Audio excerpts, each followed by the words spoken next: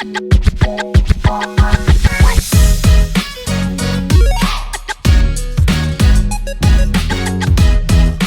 back to another take from We Killin' It. I'm Tyler. I'm Matt. Kendi. Before we go in today's episode, I just wanted to take a second to say thank you so much for listening, squad, and for helping this show by liking on YouTube or leaving a 5-star ratings and positive review on Apple Podcasts. It really helps the show get on the charts and for more people like us to discover it. So thank you again so very much. And without further ado, on to the fun. What is going on, squad? Today we're going to be talking about The Rocketeer, a 1991 Walt Disney picture. The director is Joe Johnson. The director of photography is Hiro Narita. It is starring Timothy Dalton, Alan Arkin, Billy Campbell, and Jennifer Connelly. And it's actually based on a book by Dave Stevens. I have to say, Matt picked this movie. I believe he grew up with it. And, I can't say that I loved it, but I did watch it. And Matt, what made you pick this movie? Well, I remembered watching it about 3 days every week in Texas, so I didn't really remember any of the details of it, but I thought if it was that interesting to me as a child, I might as well throw it in here and see if there are any other people who know about it, or if you guys would enjoy it as much as I did. And then we all it was a pretty mutual feeling around when it wasn't that Hey, way. we got to roast a film, and that's always fun. The movie definitely hits a little different with a few years in between watching. And some lesson learns along the way. So what are your opinions on it, Kendi? Like, have you seen it before? Yeah, I grew up with it too. Probably one of the movies that my dad used to bond with me because airplanes and engines and superhero type stuff. One of the things I was really surprised about this movie was the fact that I didn't grow up with it, because like my dad was all about airplanes. Like the first thing I did when we started watching this movie was look up the airplane that they showed. Because like my dad grew up telling me like, that's an F4U Corsair, or that's a P4 Mustang. And it's like, I can't believe that I've come to this point where now I watch these movies and I'm that person.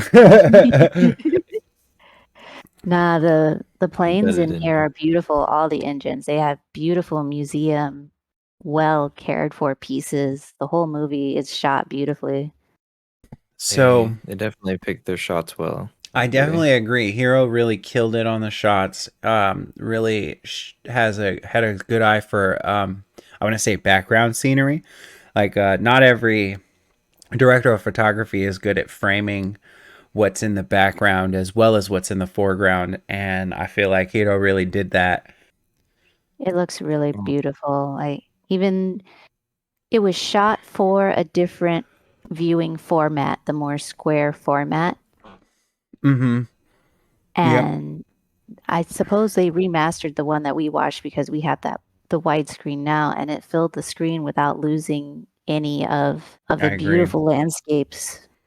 I feel like that's got to do something with the director of photography's eye too, because he was looking at a whole scene and knowing only that square was going to be in that scene. Right. And now we don't have to think about that. Now we don't have to think about it. Everything that you can see is in the film. So the movie itself opens up on an airplane hangar. There's it shows two people pushing, but then it zooms out and we see that there's more pushing a plane out. The plane, I actually looked it up, is a 1931 GB Racer Model Z. It's a racing plane from the 1930s. It's gorgeous plane. It's yellow.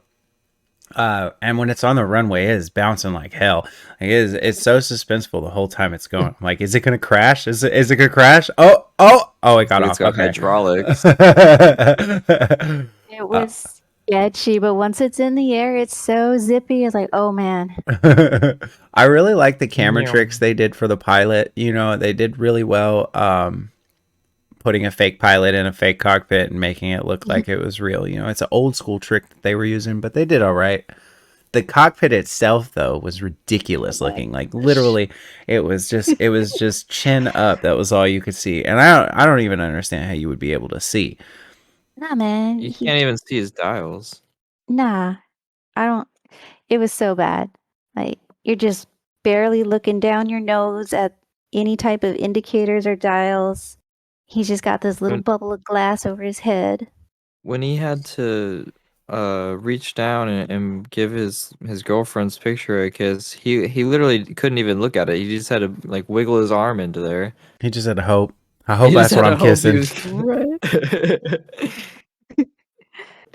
So the plane is they're doing I guess a test run on the plane, and they're flying it around the countryside, and it cuts to a bunch of crooks and police, and they're doing a police chase. You know, my favorite kind, like that one in Oh Brother Where Art Thou, with the coppers and the robbers and the Tommy guns, and It is loud. It is boisterous. so the plane flies over, and I guess he thought it was a cop plane, or you know, he just an angry crook. He shoots 14 or so bullets at the plane, and I want to say a good half of them hit. And the plane starts smoking, and you know, at this point in time, I'm panicking, bro. Like the second my plane starts smoking, that's it for me, I'm hombre. looking Like for a place to Let me out. land. ejecto seat, parachute cuz. Dude, there's no room in that cockpit for a parachute. Are you kidding? He's just gonna have to bail and pray. Man, Jumping off a train, stuck and roll. the old timey cars. I love how they got like the. I mean, I know that this is a period piece, but I really do love the like 1930s cars and stuff. They were terrible for the environment, but they were really cool looking. Our once the pilot gets shot by the Tommy gun, the oil pan inside the plane explodes. He gets oil all over his face, and I just like the whole situation is rough. Anxiety. He's trying to find a place to land, and he loses a wheel. Right, so he's gonna land this plane on one wheel, and he lands it basically at an angle with the plane wing, and the other wheel breaks off. And I have to say the physical effects that they did in this movie, the practical effects, they were pretty good. Like I believed that plane crash. They definitely crashed something. They crashed a real plane here for this. Pieces of And just hurts watching it break apart. and when he gets oil or when he gets shot and all the oil is spilling out, I just you have to really think, how hard was he punching that glass so he could be able to see? Bro. Like He did punch that out. he had to like break his knuckles and get all that out of there, and then the second you do that, there's glass in your face and oil all up in your face. Bro, and he didn't Like have plexiglass back then. That would have been thick glass. The What else was exploding? The guy that the cops were chasing. yeah. He exploded. he did not look well. The No. plane crash landed, and the robbers, they got away and went to, where did they go, Matt? Like He went to the hospital. he went to the So hospital. after he jumps out of the car and the car implodes in the gas truck, he's not doing too good. You know, he's all up in a stretcher and gets wheeled off to a hospital after telling the feds he wasn't gonna talk or whatever. And he's chilling in there, and then that's when the feds start giving Cliff and Peabody a hard time. So Yeah, because they just lost their livelihood. They're supposed to go compete with this very expensive, I'm sure, plane, oh yeah. and it's gone. It's gone. Most films, God. Too regardless shred, you say. regardless if they're bad or good. I'm gonna tell you to go see it, squad, because I'm all about good movie going experiences because you can have a lot of fun watching a bad movie, just like we did with this. By the way, this movie's horrid, but we had a lot of fun watching it. But I'm not going to tell you to go watch this movie because there is not one black person in this entire film. This film was released in 1991. Yeah. There is no reason why there should not be any black people in this film, and I just can't support that. There are plenty of places where they could have put, just a black person, any black person, but they didn't. And Anywhere. I will say that is just not cool, and I don't support that. On that same note, we watch the police try to blame the pilot. His name is Cliff. They try to blame Cliff for the crooks getting away, and then the cop tells Cliff that flying a plane is not a real job. So Cliff slides that police officer quite nicely. He just gives him a solid right hook right across the face. And he gets away with it. I believe it was a federal agent too. And They were FBI. and he just gets away with it, so that only happens for a couple of reasons. And this is the 1930s. They had play back then with hitting Privilege police was- officer. There was a serious privilege there. Man, it was bad. Yeah. And then Matt, you said there's a solid scene in here where we see the jetpack for the first time, right? Like after this. So after Cliff is done socking some feds and getting all that out of his system, the feds pull up the rocket that was supposed to be in the car, flop it out on a table, and it's just all steaming up and burning and crispy. And we're just like, well, okay, can't do much with this, can we? But what we didn't see and is later explained is that the robber, who unfortunately is not going to be doing so well soon, he pulled a switch. He pulled a switch and stashed the rockets in some plane. Dude, I didn't even see that. There I literally was missed so that. much going on. Yeah, There's just bullets and gas and oil and plane parts everywhere. There was just so much going on in a very short period of time. Okay, well that makes a lot more sense. Okay. Then we cut to some rich Walt Disney looking dude. Like, he legit looks like how I envision Walt Disney looks like. And he's burning the plans for the jetpack. He threw it into the fire. And his name is, later we find out his name is Howard. Howard Hughes. I'm sorry. And he's Father of aviation. yeah. And then he's like, he throws the rocket plans in the trash, and he's like, it's all over. Tell him. Because Howard said so. And I guess if Howard Hughes says no more fly thing, that means no more fly thing. I'm not making it. Oh, but Yeah. I did not catch the have fact. money. I legit did not catch the fact that was the father of aviation. Like, my bad. Oh. yeah. Wait, what about the Not the Wright brothers. brothers?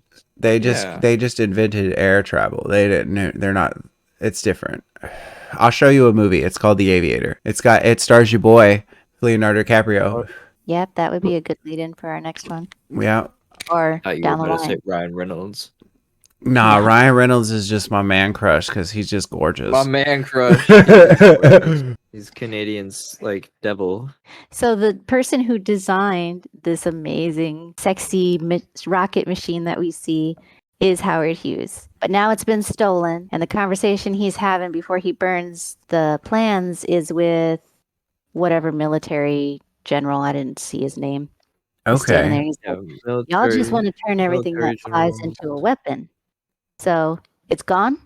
Fine. It blew up? Great. It's gone. The nightmare is over. Man. That is the correct response. All right. So we cut to the air show. There's an air show going on for our hero. It's real jank. And it looks like a circus almost, a fair, whatever the outdoor where the Ferris wheel is on the back of a semi truck, but from the 30s. And Bigelow is a main character, and funnily enough, it's our boy poor Gideon from The Crow. And I'm gonna let you know right now, it doesn't turn out any better for Bigelow than it did Gideon. So maybe, so He's maybe just that's just into funky death scenes. I don't know. maybe that's just his bag. He likes to die in weird ways. Um,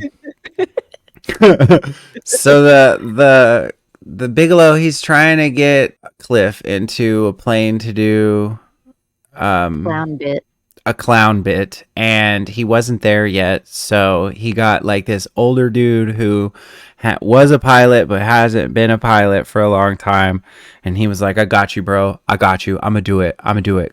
We don't need Cliff. I'm gonna do Best it for pilot Cliff. you ever seen. Yeah, you, no doubt, bro. I got you. I got you." And he gets in, and he's like, it's rough, bro. And he's just like, he's all over the place. His plane starts smoking, and Flying in the middle of the race, going the opposite way.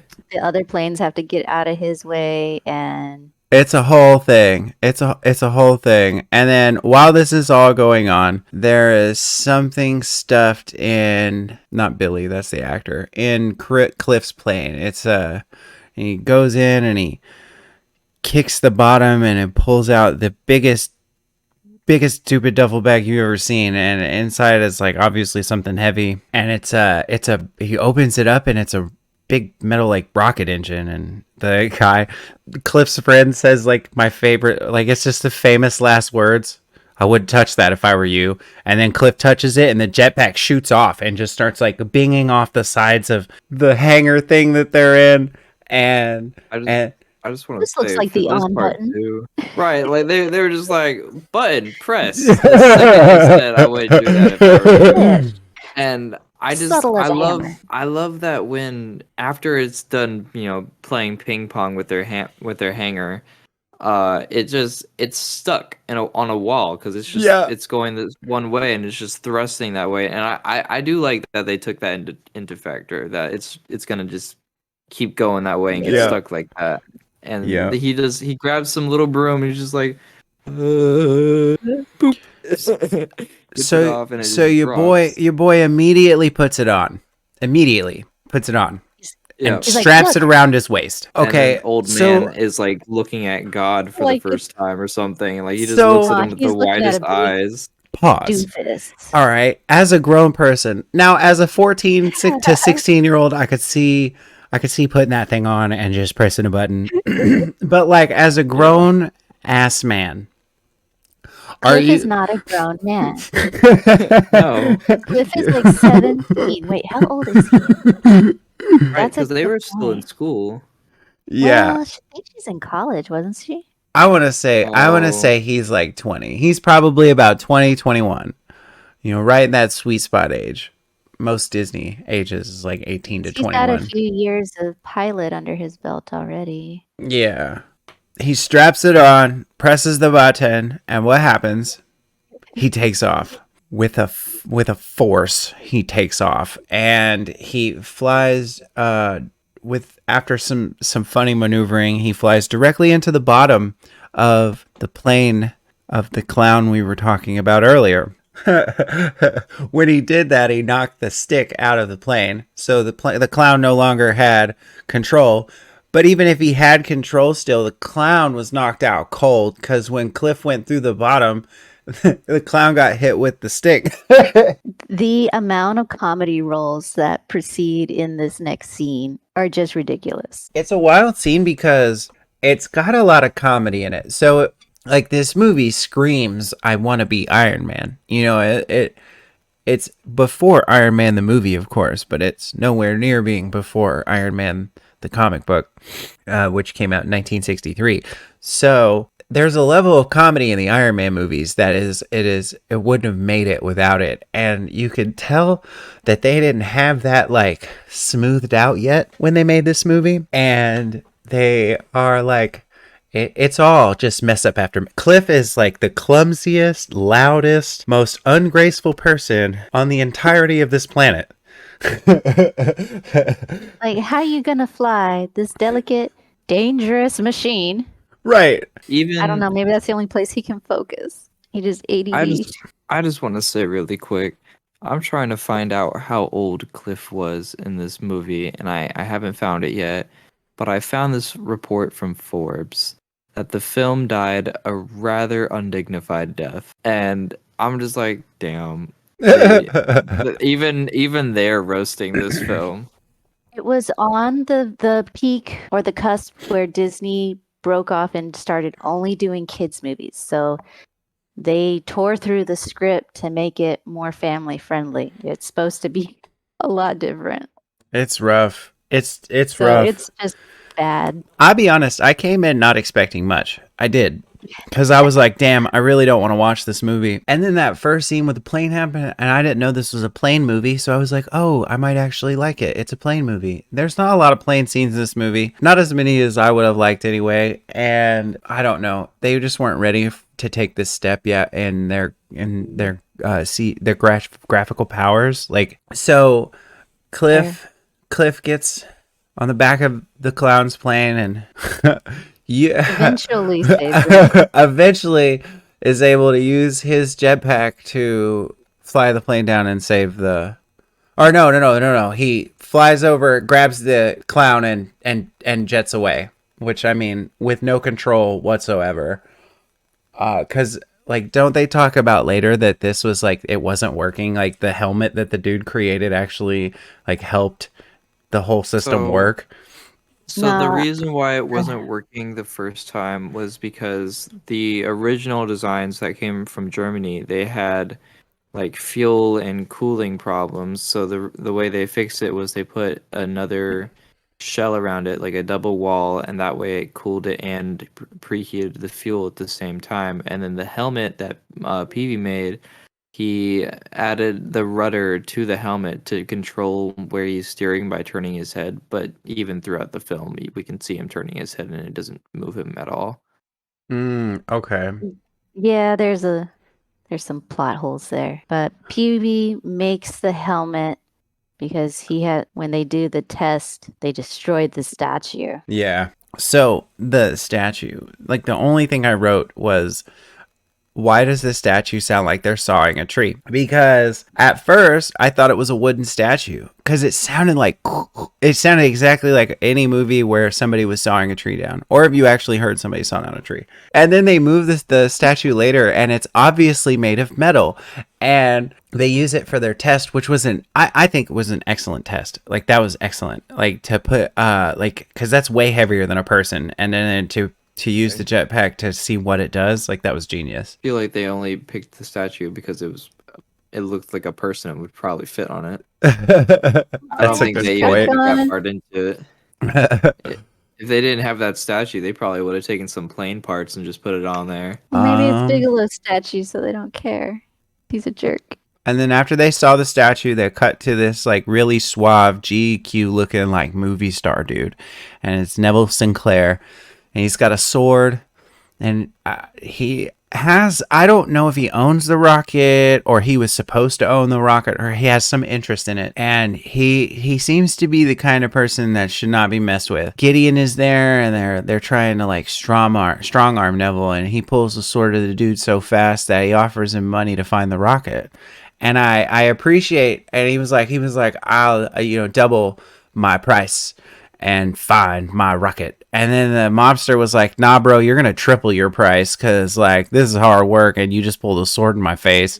Right. And I appreciate I thought he that. was pretty badass for that shit. Yeah. Like, how are you going to have your life threatened and then go face to face with this man, put your finger in his face and be like, triple my price, and then just walk out? Bro. The only way he was going to walk out was with a guarantee of more money for that insult. Just, Yeah. It was amazing.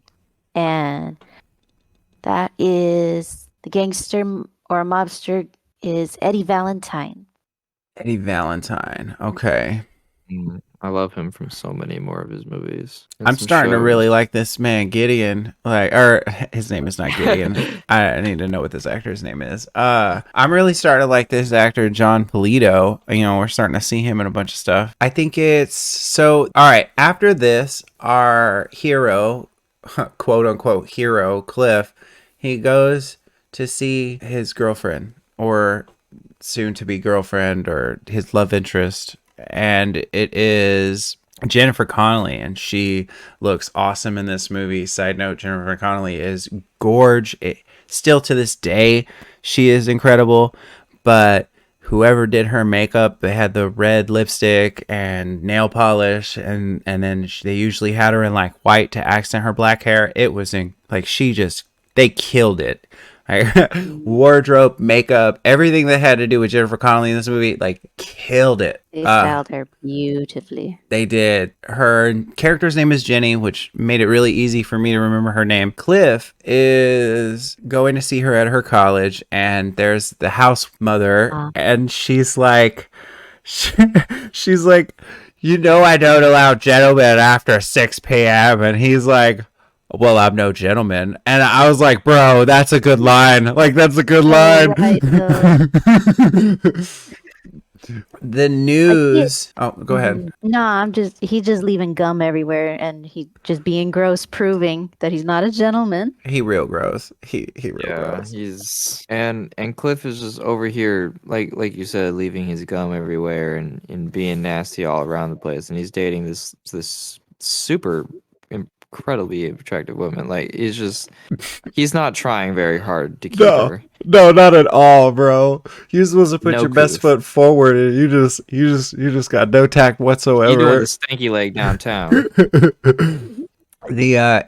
Actually a really interesting thing is shown in history here, and I really always find it interesting. So like a couple of things used to show before movies way back in the day when you used to go see them at the movie theater, because that was the only way that you could go see them. They used to show cartoons. That's where Bugs Bunny came from. And they also used to show news. And I actually remember this, but I didn't even write it in my notes. There's a news thing about Nazis in the background, which and then later we get surprise Nazis in the film. So it's just interesting how they did that. They foreshadowed it a little bit.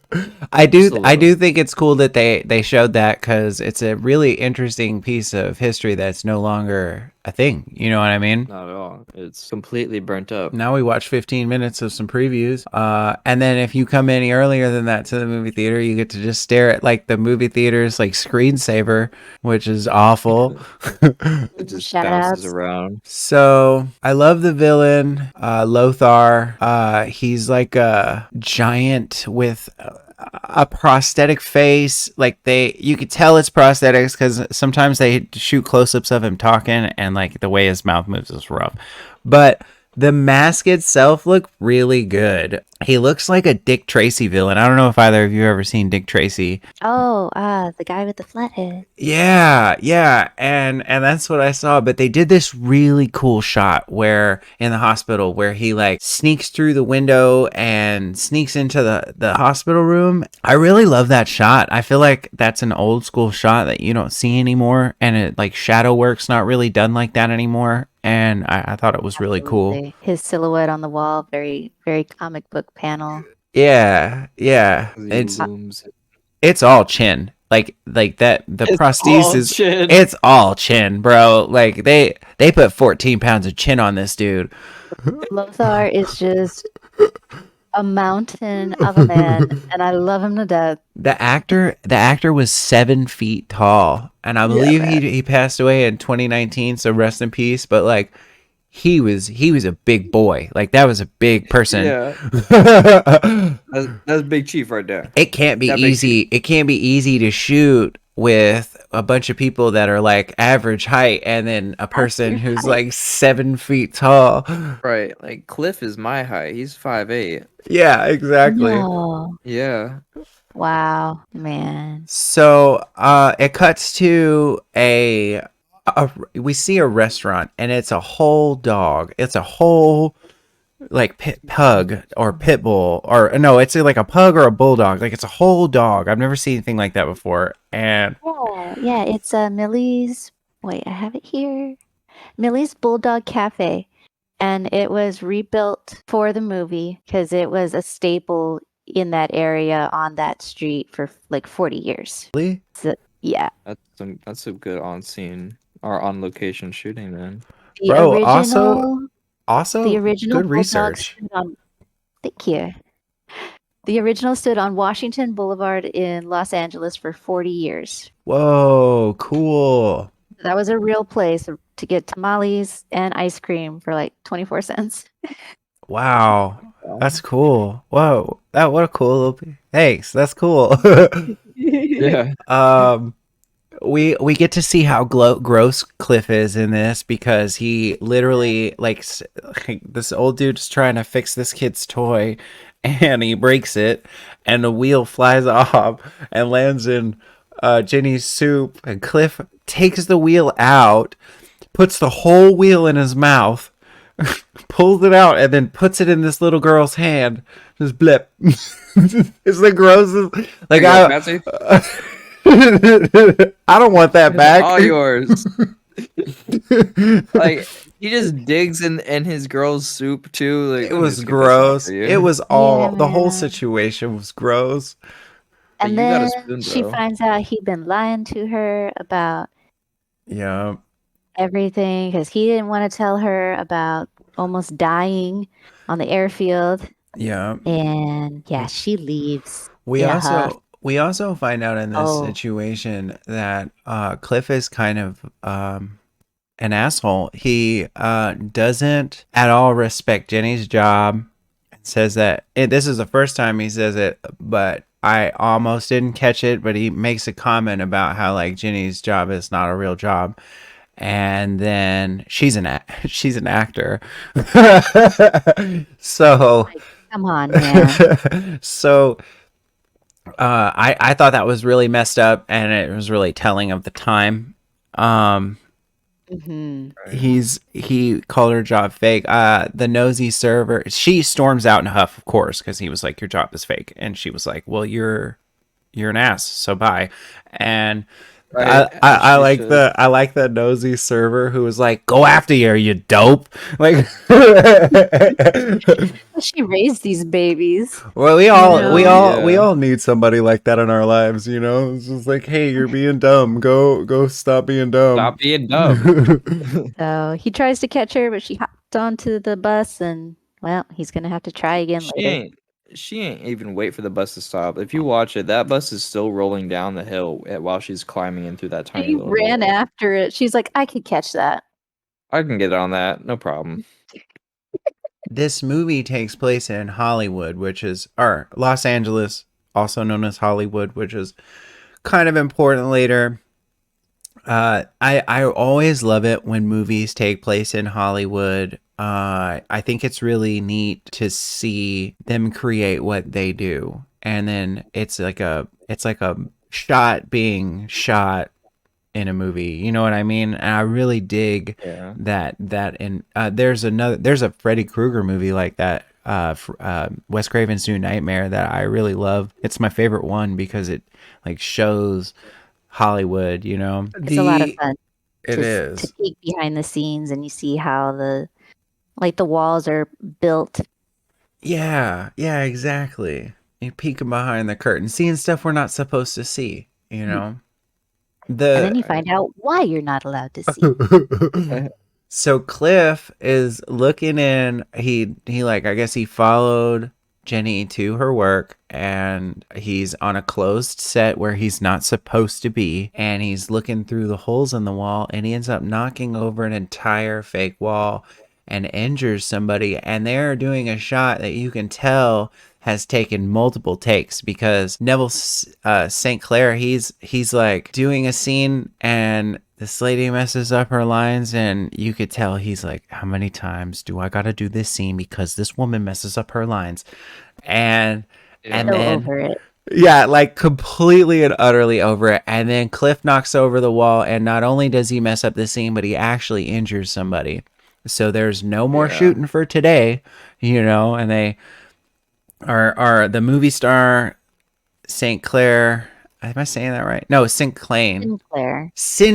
Neville Sinclair. He's pissed, and he's like, who is that person? This is a closed set, and we need to get rid of her. Fire her. And they fire Jenny. And Jenny's already yelling at Cliff because he's Right. there and he's not supposed to be there. And Then she gets the news that she's been fired, and she's done. She leaves, obviously. Like, so would I. I'd be too mad to I'd be function. done with you for a while. Like, we ain't I friends also no want more. to I want to say that this whole medieval scene that's going on and the fighting, I know we haven't talked about this movie on the channel My name yet, is Inigo but maybe. Montoya. Kill my father. Prepare to die. But I was gonna say that the scene in this is, in my opinion, it's almost like frame for frame what happens in Robin Hood Men in Tights. They both Yes, remind me of that because movie. Like, it does remind me Neville of that movie. Sinclair is based off the actor Errol Flynn, who is Robin Hood, No way. and the suavest golden age Hollywood, and was also accused of certain things that a certain someone will be accused of later. Oh.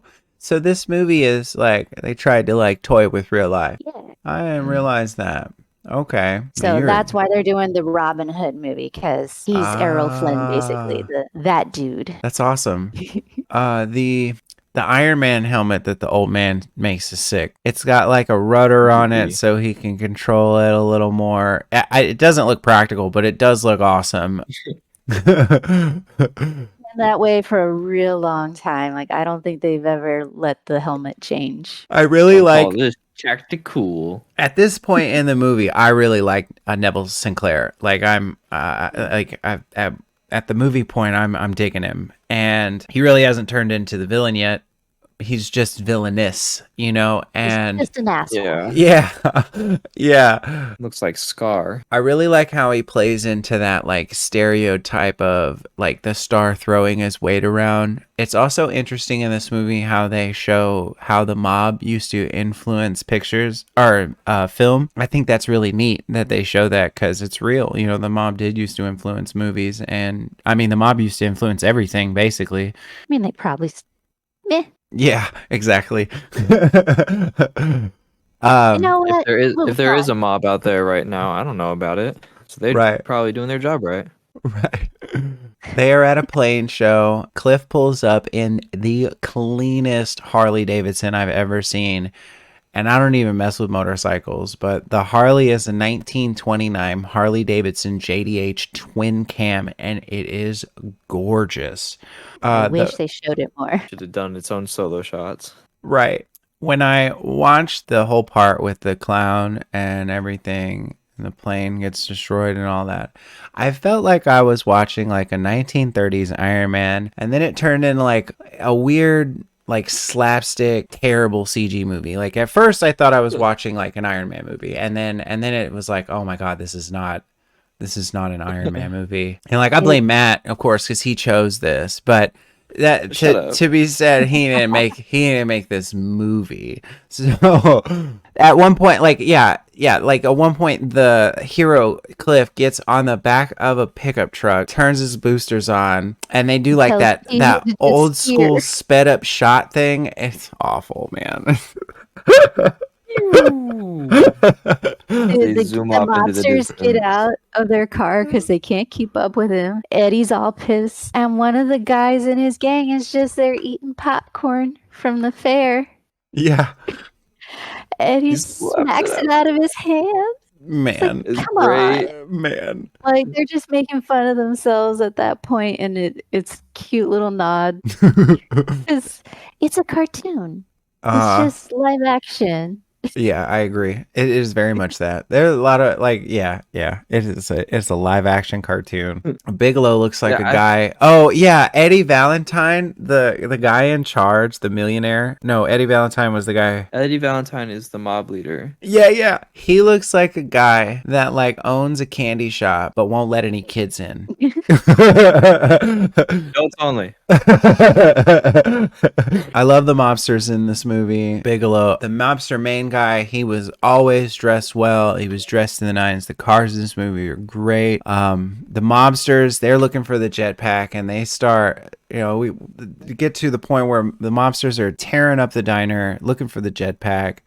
And at first they were just like, not being so rough and tumble. And then all of a sudden, like, he puts his hand through the pie thing, and like it really threw me off. Like, I really wasn't expecting like that violence. You know what I mean? It was just exploding. Yeah. We're over here like, have you seen Cliff? Everyone in the restaurant was like, no, I haven't seen him in here for a while. And the other guy, one guy in the back of the restaurant, he's just like, didn't he move to Connecticut or something like that? I'm just like, nice. I like how that one mobster went back to the phone and he like sees the picture of Cliff and then Jenny, who they're like looking for, and then or they knew what Jenny looked like, and they see Jenny and then they see Cliff next to him, and then he's like, hey, wait, Oh, isn't Wait a that? minute. And then he turns around, and like as he turns, Cliff's face is making an impact, or fist is making an impact with his face. So like, this is a great moment. And then everyone's jumping on the other guy for the gun. Yep. nearly hits him in the head with an iron skillet. Unfortunately, Shenanigans. along with the non-use of black people, there's also a pretty bad sexist stereotype trope in this movie. It's called the damsel in distress trope. It's a recurring narrative device in which one or more men must rescue a woman who has either been kidnapped or placed in general peril. Kinship, love, or lust, or a combination of all, gives the male protagonist the motivation or compulsion to initiate the narrative. It basically means like, oh, my girlfriend's in trouble. Well, now I can stop being an idiot and I can go save her. It's dumb. A lot of movies were made with that as their basis. And Although Cliff never stops being a doofus. he doesn't ever stop being a doofus, but he does kind of like get himself together. And the whole basis of his hero-ness is going to save Jenny. I feel like it's more than anything, it's lazy. Very. The Neville Sinclair character is very interesting. He's very predator-ish now, and he's like dancing with Jenny with no music, and it's like super creepy. The movie itself is cute. Maybe I just didn't grow up with it, and that was why I didn't. There are definitely some funny points in it. Jennifer Connelly killed it. She's definitely my favorite actor in this movie. She's definitely my favorite character in this movie. The Cliff guy, he's just so dense, and I know it's for like comedy, but I feel like they went too far. He literally rockets through the dining hall on a food cart. Yeah. Side note, in this scene there are mermaids in tanks, and I gotta say, the people who do that for a living, they're champs. They must have the lungs of like Olympic swimmers. Like, there's a breathing apparatus usually under there, but I feel like they gotta have lung power for days. Definitely. Because you're still doing a lot of athletics and dancing, and it's a Yeah. workout.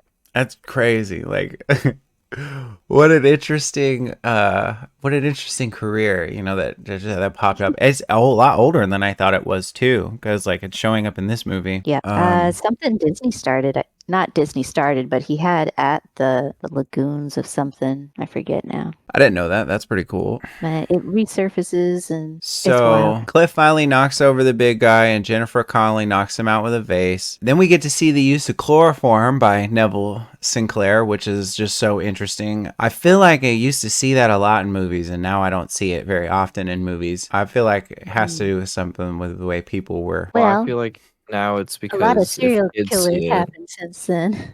Yeah, that's a solid Yeah. point.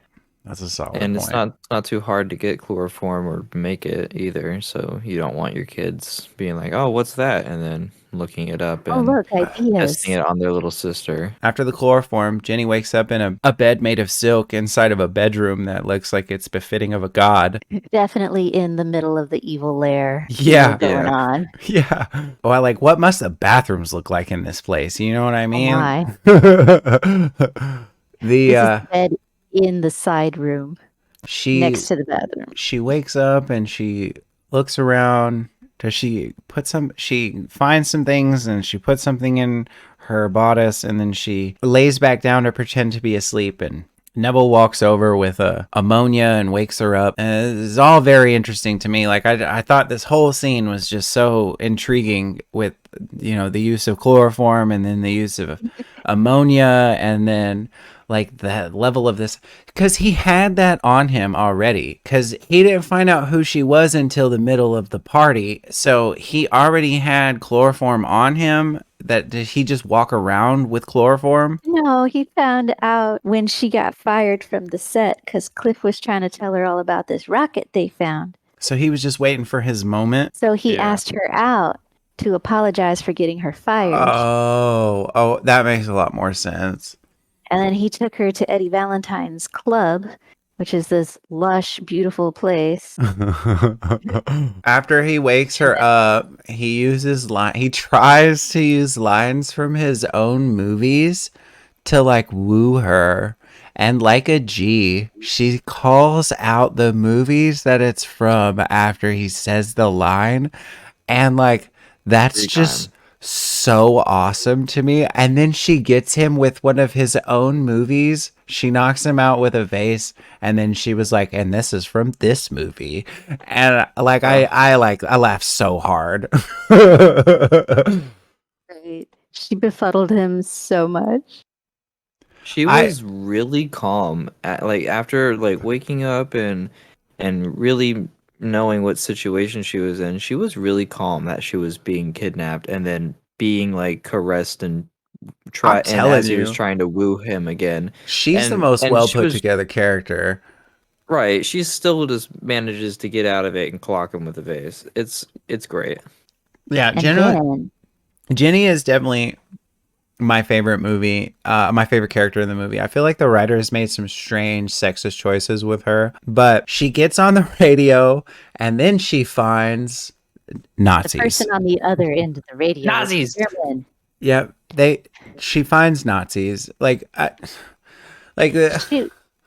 So Mr. Neville Sinclair has this really cool hidden office in his library. And, after she knocks him out, she's like, well, what was he doing in there? I'm So- going to go be nosy. So was this actor that you were talking about, was he accused of being a Nazi too? Is that what you were saying?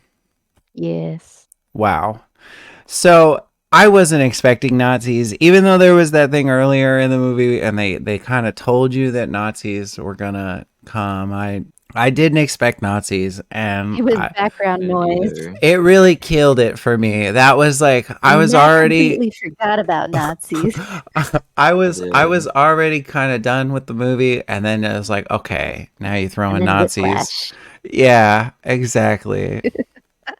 Unfortunately, right after this horrifying reveal for Jenny, Mr. Sinclair is back, Yep. confirming her fears, and here's Lothar behind him to subdue Jenny in a less polite way. Man, I just Yeah, Lothar is a trip. So Eddie Valentine called and told Cliff, "Come alone or I kill the girl." And we find ourselves in the creator of the jetpack, Mr. Hughes' lab. We get to see videos of prototypes of the rockets. We see one explode. Like, we see one of these dudes, he like takes off about an inch off the ground and then his jetpack explodes. It's pretty crazy looking. It is gnarly.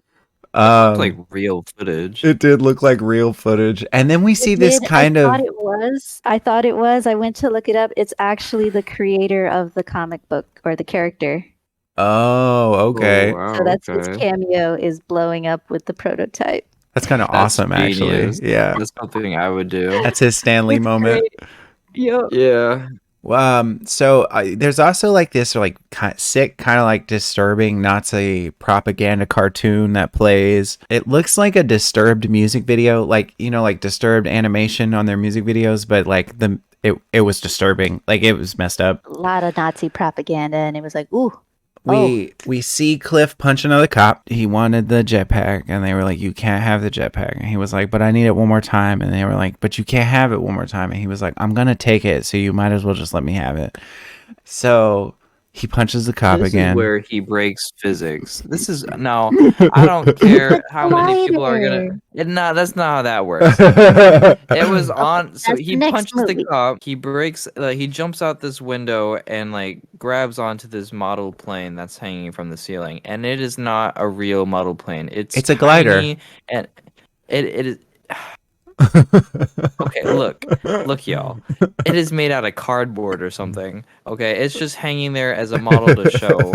And my man grabs onto it like it's a zip line, rides it to the end of its line, and then it clicks off the track. And And keeps then going. this is where he breaks physics. He's supposed to just fall down and break some ankles. And this man glides out like Batman to the end of the hangar and runs away.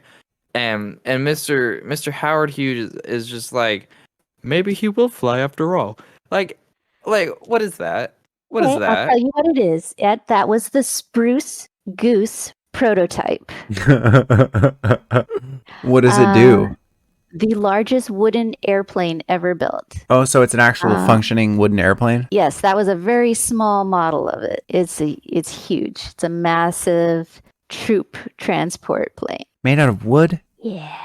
Oh, no, thank you. I've been in troop transport planes, and they were made of No, metal, thank you. and I felt uncomfortable then. So I can't imagine. You Now want to fly around in Noah's Ark? Now we come to the crescendo of the film. Cliff shows up at the statue to face off with villains to get, in his words, his girl back. Bro, he was like, She's been long gone. he was like, You lost. She's taking care of her own self right now. he goes, "What's it like working for a Nazi, bro?" And Eddie Valentine got real serious and was like, Start Real talking right now, St. Clair. What Right is now, he bro. saying? Favorite line in the movie. He looks at him and he, like, why does it matter where my money comes from? yeah. And then Who gives me my Eddie orders? Valentine says probably the best line in the whole movie. He goes, "I may have made some bad choices, but I'm 100% America, and I ain't working for no Nazi." It's like, I don't make no honest bug. That moment had me going. That was like the only moment in this movie where I was like, yes. And then Eddie pulls out a gun, all like slick like out of his pocket. I don't know why he didn't have it out already, but he just reaches in, pulls it out, turns it on Neville, and then Neville's just like, "Come on, guys." I didn't bring it up, but I'm gonna just slide it in here for y'all. Our poor boy Gideon, he got folded in half like a piece of paper that we found him like the big Lothar just folded him in half. Like they showed the first shot and it was just like it was his face and then a shoe, and I was like, did he get folded in half? And then they showed it back again. Yep, he sure did just get folded directly in half. He said, "You are now a PB&J." Oh man. Then Neville pulls out a gun and he hands it to Ginny's head and he starts speaking German and actual Nazis come out of the woods like rats. What even is this movie? And then a giant dirigible shows up, like the biggest Zeppelin like that's ever been shows up. And you're how like, did you not catch this on your radar? You're like, how? They knew it was there. How? That's what the newsreel was about. Tell me how we're sitting here going like, how's he going to get out of this situation? How in the world? There's actual Nazis and this like Everywhere. This Nazi spy guy. And then, oh, you know what, Ex Machina FBI. FBI shows up with a passion and they're ready to go. And the villain really starts climbing up a rope ladder to a Zeppelin with a damsel in distress in his arms. What? He puts her on the ladder first, and like as your hostage, if you put me on a ladder before you, I'm kicking you in the face. I'm kicking you in the face. I don't understand how they got her into the Zeppelin. Right. Exactly. Cliff gets a gun and his helmet, and off he goes towards the Zeppelin, and he takes off in front of the American flag. Like sets it on fire. Yeah. He takes off in front of the American flag and sets it on fire. But you can't have a movie with Nazis without having like an epic flag pose. You can't. It happens every time. I feel like there's a law against that somewhere that we just don't know about. Like if you show Nazis, you have to show some American nationality, or else you're not getting your movie posted. Right. And then Lothar's back. I thought he was dead. And then all of a sudden he's back, and Cliff loses the gun. He gets knocked right out, and Lothar is like tied to the Zeppelin. Like he's got like this like weightlifter's belt and a cord. Safety line. Yeah. And Bitch. yeah.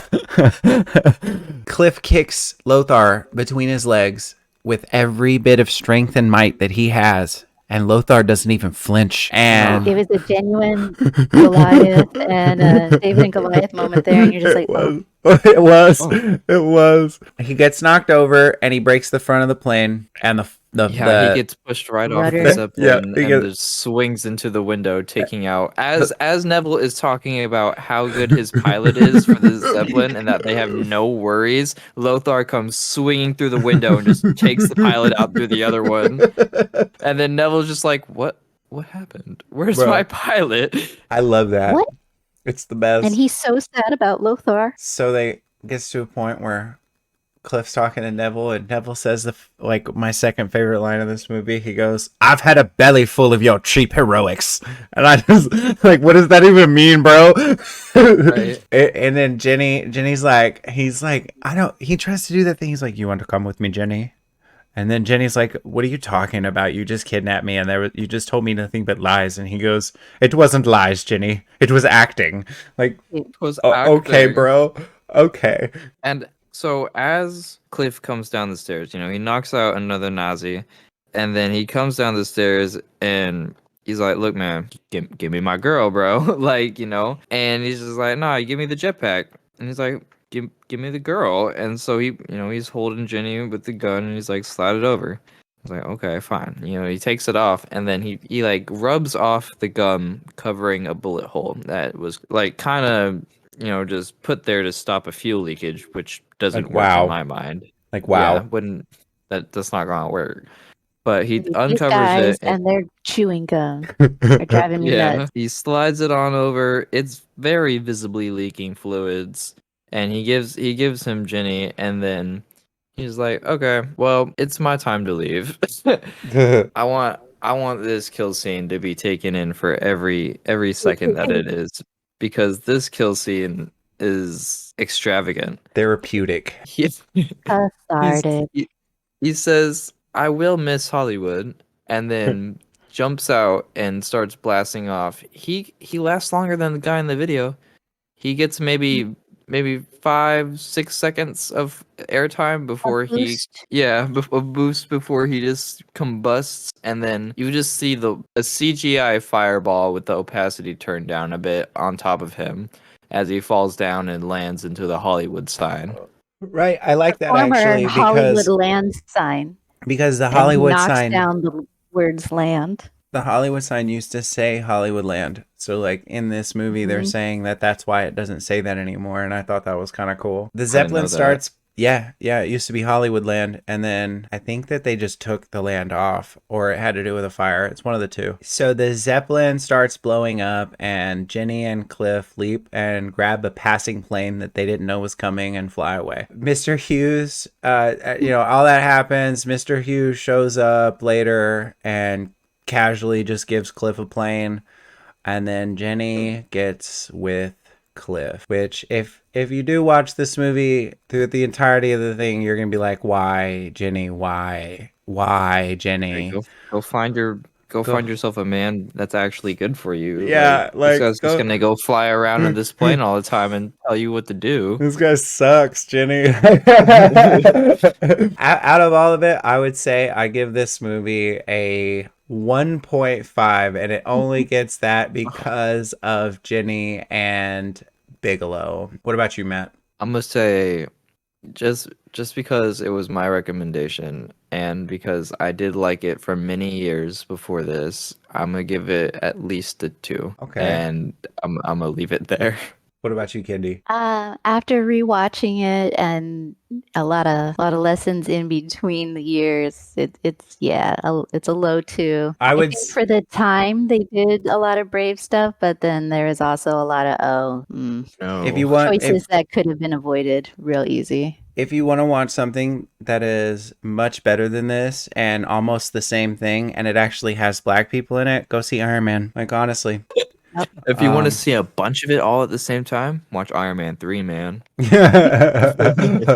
Well, I guess that's really it. I really, really happy that you guys are listening, and we really appreciate it, squad.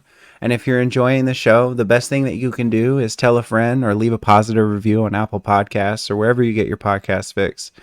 And if you have any suggestions or a story you want to share, or just send us a PDF file to listeners@wekillinit.com. I just want to thank you so much for listening and connecting with us, squad. You are so awesome. Hope you all have a great day. I've been Tyler. I've been Matt. Kendi. And we killed it. We Killin' It podcast is written by us, Tyler Mislick, Kendra Parrish, and Matthew Johnson. Video is shot and edited by Matt, and it is produced and the sound is done by Tyler. Thank you for listening.